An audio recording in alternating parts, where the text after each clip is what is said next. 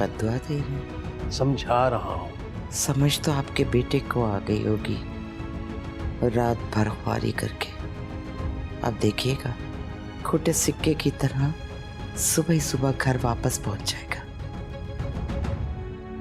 भूल है तुम्हारी, वो भी तुम्हारा ही बेटा है, इतना ही जिद्दी और अनापरस्त। गलत बोल रहे हैं आप।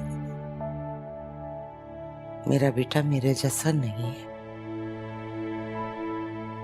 वरना ऐसी घटिया हरकत कभी भी नहीं करता।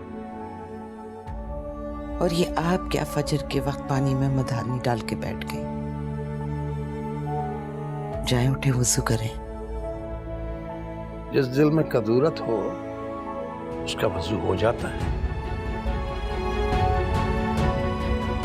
बात कदूरत की नहीं है, सवाल इज्जत का है, लेकिन आप नहीं समझेंगे।